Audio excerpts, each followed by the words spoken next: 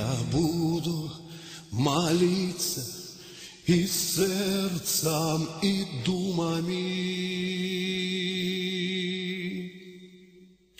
Распетою буду молиться душой, как черные доли змятелица у шумами. Уже больше не шалели над родной землей.